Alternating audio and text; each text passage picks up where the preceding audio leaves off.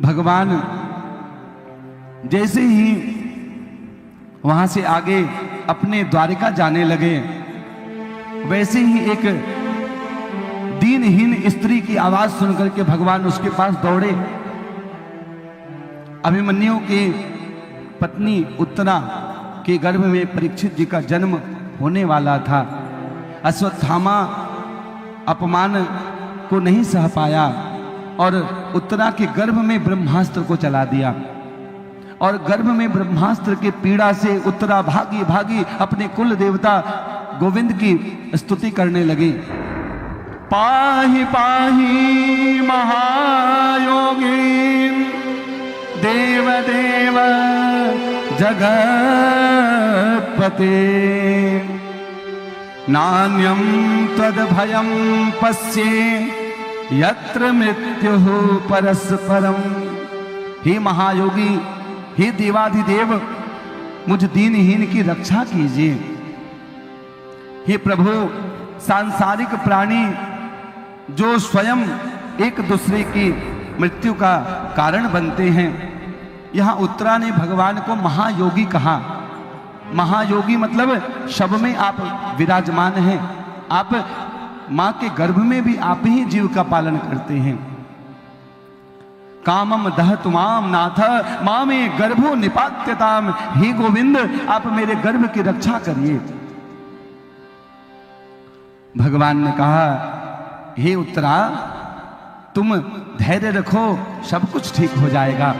एक रूप से भगवान उत्तरा को धैर्य बंधाते हैं और दूसरे रूप से भगवान उत्तरा के गर्भ में जाकर के और परीक्षित को के ब्रह्मास्त्र को भगवान अपने चक्र सुदर्शन से उसके प्रभाव को नष्ट करने लगे। परीक्षित जी मां के गर्भ में भगवान के उस अलौकिक झांकी का दर्शन करते हुए बड़ा आनंद और सुख को प्राप्त कर रहे थे। परीक्षित जी ने देखा कि एक मोर मुकुट बंसी वाला मेरे जो ब्रह्मास्त्र का जो जलन प्रभाव है उसको नष्ट कर रहा है। उत्तरा के गर्भ की रक्षा करके भगवान कुंती बुआ के पास आए। कुंती बुआ, अब मैं द्वारिका वापस जा रहा हूं, कुछ मांगना है तो मांग लीजिए, अंतिम दर्शन है। कुंती बुआ कहती है, कृष्ण आप थोड़ी देर के लिए चुप हो जाओ। जब आप आते हो, जब आपकी मैं भगवत्ता का दर्शन करती हूं तो मैं आप में ही खो जाती हूं, लेकिन जैसे ही आप बोलते हो बुआ जी, वैसे ही मैं संबंध में फंस जाती हूं। अभी अभी मैंने देखा कि आप किस प्रकार मेरे कुल वधू के गर्भ में आपने कैसे रक्षा करी। आपकी भगवत्ता को तो मैं जानती हूं, लेकिन जैसे ही आप संबंधी बनाते हैं कुंती बुआ, वैसे ही मैं सारा खाली भतीजा ही भतीजा दिखता है, भगवान आप में दिखता ही नहीं। भगवान कहते हैं, मांगो बुआ, जो मांगना है मांगो। आज कुंती बुआ क्या मांगती है? विपदा संतु न शाश्वत तत्र तत्र जगद्गुरु भवतो दर्शनम यत्स्याद् पुनर्भव दर्शनम। हे जगद्गुरु, आप अगर कुछ देना चाहते हैं तो हमें विपत्ति दे दीजिए, क्योंकि आप हमारे विपत्ति में हमेशा हमारे साथ रहे। और जब हमारे पुत्र विजयी हुए और जब सुख आया, राज्य आया, ऐश्वर्य आया, तब आप द्वारिका जाने के लिए तैयार हो गए। भगवान ने कहा कि हे बुआ, क्या क्या दुख आपने नहीं झेला। दुर्योधन ने लाक्षागृह में आप सबको जलाने का प्रयास किया। आप सबका अधिकार हस्तिनापुर पर होते हुए भी, दिल्ली जैसे राज्य होते हुए भी आपको अज्ञातवास के लिए आप सबको जाना पड़ा। इतने कष्ट सहन करने के बाद भी आप विपत्ति मांगती हो। कुंती बुआ ने कहा, सुख के माथे सिल पड़ो, जो हरि हृदय से जाए, बलिहारी वह दुख की, जो पल पल नाम जपाए। हे गोविंद, उस सुख को मैं सिलबट्टे से, सिल से उसको मारती हूं, और उस दुख को मैं हृदय से स्वागत करती हूं, जो पल पल आपके नाम का स्मरण करता है। क्योंकि जन्म जन्म मुनि जतन करावहि, अंत राम मुख आवत नाही। लेकिन मेरे पुत्रों के तो जिह्वा पर हमेशा आपका नाम रहता। हे सारथी, हे कन्हैया, हे मित्र, हे कान्हा, तो आप हमेशा हे पार्थ, हे अर्जुन, हे सखा, हे भीम भैया, हे युधिष्ठिर भैया, हे कुंती बुआ, आपका संजोग ही सुख है, आपका वियोग ही दुख है। भगवान बोले, इतना आप अर्जी लगा रही हो तो अब मैं द्वारिका जाने का प्लान आज मैं स्थगित करता हूं। कुछ दिन और रहूंगा बुआ, आपका मन है तो कुछ दिन और रहूंगा। इधर भगवान ने मन ही मन जाना कि भीष्म पितामह मेरी प्रतीक्षा कर रहे हैं। भीष्म पितामह को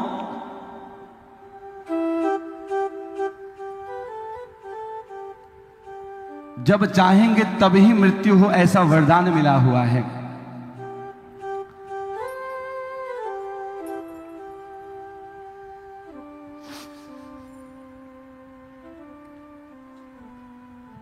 भीष्म पितामह मन ही मन विचार कर रहे हैं, और युधिष्ठिर जी के मन में बहुत प्रश्न है। भगवान कृष्ण जानते हैं कि मुझे तो छोटा भाई समझते हैं, मैं अगर कोई ज्ञान दूंगा तो युधिष्ठिर जी के समझ में नहीं आएगा। लेकिन कोई बड़ा व्यक्ति, बड़ा बुजुर्ग व्यक्ति कुछ बोलता है ना, तो मन में विचार करना ही पड़ता है कि जरूर कुछ ना कुछ, जरूर इससे मेरा कल्याण होगा। युधिष्ठिर जी पांचों पांडवों को लेकर भगवान भीष्म पितामह के पास जाते हैं। भगवान पीछे खड़े हुए, भीष्म पितामह देखते हैं कि पांचों पांडव तो यहाँ हैं। हे अर्जुन, तेरा वो छलिया भाई कहाँ है, कृष्ण कहाँ है, सारथी कहाँ है? तब भगवान दूर से ही देखते हैं। भीष्म पितामह मन की भाव से कहते हैं कि प्रभु, इतने दूर से काम नहीं चलेगा, आप मेरे पास आओ और मेरे मनोकामनाओं को पूर्ण करो, और आपको थोड़ा देर प्रतीक्षा करना पड़ेगा। सदैव देवो भगवान प्रतीक्षताम्, कलेवरं यावदिदं हिनोम्यहम्, प्रसन्नहासारुणलोचनोल्लस मुखाम्बुजोध्यानपथश्चतुर्भुजः। हे भगवान कृष्ण मुंह नीचे करके बैठ गए। बोले कि आप, अभी कुंती बुआ ने कहा थोड़ा इंतजार करो, अब आप बोलते हो कि प्रतीक्षा करो, और आपको जो है ऐसा वरदान मिला है कि जब चाहो तब मृत्यु होगी।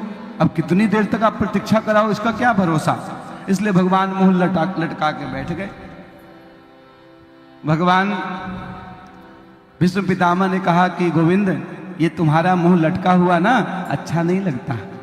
प्रसन्नहासा रुणलोचनोल्लस, उल्लास भरा हुआ मुख, प्रसन्न चित्त, तब सामने खड़े हो प्रभु। तब भीष्म पितामह ने युधिष्ठिर जी को कुछ उपदेश दिए। दान धर्मान, राज धर्मान, मोक्ष धर्मान विभागशः, स्त्री धर्मान भगवत धर्मान, क्षमा शव्यास योगतः। राजधर्म क्या होता है? राजधर्म में राजा को कभी कलंकित नहीं रहना चाहिए। राजा को हमेशा भगवत भक्त अगर राजा होगा तो भगवत भक्त प्रजा भी होगा। दान धर्मान, आप अगर दान करेंगे, सतपात्र दानाति करोति पुण्यः, आप दान करोगे पुण्य के प्रभाव से आपको स्वर्ग की प्राप्ति होगी। और क्षिणे पुण्य मर्त लोके विशंति, फिर आकर के फिर आप उतने ही राजघराना में जन्म लेकर के फिर आप उस पुण्य के प्रभाव से, दान के प्रभाव से फिर आप दान करना प्रारंभ कर दोगे। आप अगर दान करोगे तो आपके बच्चे भी देखेंगे कि नहीं, माता पिताजी हमेशा धार्मिक कार्य, पुण्य, दान, पूजा पाठ, तो दान धर्म विष्णु पितामह ने समझाया। मोक्ष धर्मान, हम अपने जीवन में जीते हुए मोक्ष की तैयारी हमेशा करना चाहिए। जैसे आप विदेश जाने के लिए पासपोर्ट और वीजा की, हमारी दीदी बहुत परेशान है ना, होता ही है, पासपोर्ट बनाने में कितनी कार्रवाई करना पड़ता है। तो जिस प्रकार विदेश जाने के लिए वहाँ के वीजा आवश्यक है, वहाँ की करेंसी आवश्यक है, उसी प्रकार भगवान के धाम जाने के लिए पुण्य रूपी करेंसी आवश्यक है, अति आवश्यक है। तो मोक्ष के लिए भी हमें तैयारी करना चाहिए। स्त्री का धर्म बताए, जिया बिनु देह नदी बिनु बारी, तैसे ही नाथ पुरुष बिनु नारी। जिया बिनु देह नदी बिनु बारी, जिया बिनु देह नदी बिनु बारी, ऐसे ही नाथ पुरुष बिनु नारी, ऐसे ही नाथ। आप भी गाइए ना, पुरुष बिनु नारी। जिया बिनु देह नदी बिनु बारी, जिया बिनु देह नदी बिनु बारी, तैसे ही नाथ पुरुष बिनु नारी, तैसे ही नाथ पुरुष बिनु नारी। विस्तार पूर्वक स्त्री धर्म का जो है ज्ञान बता करके भगवान का धर्म बताए। विष्णु सहस्रनाम का जो है सुंदर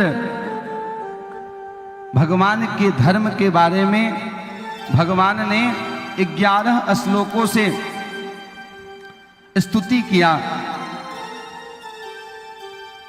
11 श्लोकों में भगवान ने भगवान की स्तुति किए और भगवान से मन ही मन कहे, गोविंद आपसे एक निवेदन है। क्या? मेरी एक पुत्री है और मैं अपनी पुत्री का विवाह आपके साथ करना चाहता हूं। तभी मैं शांति से, मैं एक पिता जब तक अपनी पुत्री का विवाह नहीं करता ना, उसके मन में चिंता बनी रहती है कैसा योग्य वर मिले या न मिले। वहां पर खड़े सभी को आश्चर्य हुआ कि भीष्म पितामह तो गंगा पुत्र हैं, इन्होंने तो आजीवन ब्रह्मचर्य रहे, कभी विवाह नहीं किए, ये मेरे गोविंद से ऐसी बात कैसे बोल सकते हैं? इनकी पुत्री कहाँ है? गोविंद ने पूछा, बाबा जी आपका तो विवाह नहीं हुआ, तो आपकी पुत्री कहाँ से आई? बोली, मेरी पुत्री बहुत योग्य है, मेरी पुत्री के अंदर इतना गुण है कि कोई माया उसके पास नहीं है, कोई तृष्णा नहीं है, तृष्णा रूपी माया ही अंधकार में डालती है। एक मेरी पुत्री है, उसका नाम है मेरी मति, मेरी बुद्धि ही मेरी पुत्री है और मैं अपनी बुद्धि को आपके चरणों में पानी ग्रहण संस्कार करके आपके साथ विवाह करना चाहता हूं। मेरी बुद्धि, मेरी मति आपके चरणों में जाएगी, तभी इसकी सदगति हो जाएगी। और 11 श्लोकों में कितना सुंदर स्तुति गाए हैं। इतिमति रूप कल्पिता वितृष्णा भगवती सात्वत पुंगवे विभूमि। इतिमति रूप कल्पिता वितृष्णा भगवती सात्वत पुंगवे विभूमि। स्वसुखमुपगति क्वचिद् विहर्तुं प्रकृतिमुपेयुः यद्भव प्रवाह। स्वसुखमुपगति क्वचिद् विहर्तुं प्रकृतिमुपेयुः यद्भव प्रवाह। त्रिभुवन कमलं तमालवर्णं रविकर गौरवराम्बरं दधाने। त्रिभुवन कमनं तमालवर्णं रविकर गौरवराम्बरं दधाने। वपुरल ककुलावृताननाभ्रम विजय सखीरतिरस्तु मे नवद्या। वपुरल ककुलावृताननाब्जं विजय सखीरतिरस्तु मे नवद्य। सपदि सखी वचो निशम्य मध्ये निज परयोर्बलयोरथं निवेश्य। सपदि सखी वचो निशम्य मध्ये निज परयोर्बलयोरथं निवेश्य। स्थिवति परसैनिकायुरक्ष्णा धृतवति पार्थ सखीरतिर्ममास्तु। शिवति परसैनिकायुरक्ष्णा धृतवति पार्थ सखीरतिर्ममास्तु। व्यवहित पितना मुखं निरीक्ष्य स्वजनवधाति मुखस्य दोषबुद्ध्या। व्यवहित प्रतना मुखं निरीक्ष्य स्वजनवधाद्विमुखस्य दोषबुद्ध्या। कुमति महरदात्मविधयाय चरणरतिः परमस्य तस्यैस्तु। कुमतिर्महरादात्मवेद्या शरणतिशर परमस्य तस्य मेस्तु। स्वनिगममपहाय मत प्रतिज्ञा यदर्धिगर्तुवमप्लुतो रथस्थः। स्वनिगममपयामत प्रतिज्ञा मृतमर्धिकर्तुतो रथस्थः। धितरथ चरणो भयाचल जगु धितरथ चरणो भयाचल जगु हरिवहन तुम्हें भम गतोत्तरीयः। ललित गति विलास बल गुहास प्रणय निरीक्षण कल्पितो रुमाना। ललित गति विलास बल गुहास प्रणय निरीक्षण कल्पितो रुमान। कृतमनु कृतवत्यौन्मदाङ्गा प्रकृति मगन किल यस्य गोपवध्वः। कृतमनु कृतवत्योन्मदाता प्रकृति मगन किल यस्य गोपवध्वः। इतिमति रूप कल्पिता वितृष्णा भगवती सात्वत पुंगवे विभूमि। इतिमति रूप कल्पिता वितृष्णा भगवती सात्वत पुंगवे विभूमि। इतिमति रूप कल्पिता वितृष्णा भगवती सात्वत पुंगवे विभूमि। इतिमति रूप कल्पिता वितृष्णा भगवती सात्वत पुंगवे विभूमि। भगवती सात्वत पुंगवे विभूमि। भगवती सात्वत पुंगवे विभूमि। हे प्रभु, मेरे मति को अपने चरणों में सदगति की प्राप्ति करावे। इस प्रकार 11 श्लोकों में भीष्म पितामह ने बहुत सुंदर ठाकुर जी के चरणों में 11 पुष्प का अर्चन किए और भगवान से अंतिम प्रश्न पूछते हैं कि हे प्रभु, मैंने जीवन में कभी भी कोई ऐसा कार्य नहीं किया जिससे मुझे इस प्रकार की मृत्यु मुझे मिल रही है। बाणों की सैया पर भीष्म पितामह विराजमान हैं ऐसा मैंने क्या अपराध किया, मैं आपसे जानना चाहता हूं। भगवान ने कहा, हे पितामह, जब ये सृष्टि नहीं था तब भी मैं था। अहमे वासमे वाग्रे, यह सृष्टि है ना, फिर भी मैं हूं। और सृष्टि जब नहीं रहेगा तो भी मैं रहूंगा। याद करिए कि सभा में जब द्रौपदी पुकार रही थी अपने पतियों को, आपको, लेकिन जब आपके पास गई तो मन में यह जरूर भाव लेकर के गई कि मेरे दादा ससुर के रहते मेरा कोई लोक लाज को हरण नहीं कर सकता। लेकिन पापी दुर्योधन का अन्न खाकर सबका मन कलुषित हो गया। आपका जो सर नीचे झुका तो झुका ही रह गया। सभा में